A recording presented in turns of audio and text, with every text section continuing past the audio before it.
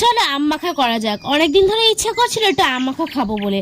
আর জানো তো গরমে টক খেলে না গরমটাও কম লাগে, তাই আজকে মামনিকে পাকড়াও করে ধরেছি, চলো আজকেই আম খাবো বলে ছাদে নিয়ে আসলাম। এনে এখানে আমি আমটাও ধুয়ে নিলাম আর একটু বটির সাহায্যে আমের ছোকলাটাও ছাড়িয়ে নিলাম। আর অন্যদিকে আমি আমাদের ছোট্ট গন্ধরাজ লেবুর গাছ থেকে কয়েকটা পাতা তুলে নিলাম, যেহেতু ছোট তাই 3-4টি পাতা তুললাম। আর এখানে একটা কুড়ানির সাহায্যে আমি আমটাকে ভালো করে কুড়িয়ে নিলাম। আর এখানে আগুন জ্বালিয়ে লঙ্কাটাও পুড়িয়ে নিলাম। জানো তো লঙ্কা পোড়াতে গিয়ে না আমার হাতটাই পুড়ে গেছে। যাই হোক, এখানে দিয়েছি বিট নুন আর দিয়েছি চিনি আর দুটো লঙ্কা, সেটা দিয়ে ভালো করে আমটাকে মাখিয়ে নিলাম। আর এখানে আমি নিলাম একটু কাসুন্দি। কাসুন্দি দিলে না বেশ ভালো লাগে খেতে, ফ্লেভারটা আর কি।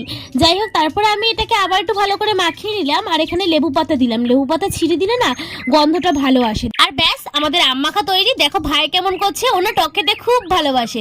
আর তোমরা জানিও কেমন হয়েছে, তোমরাও বানিও।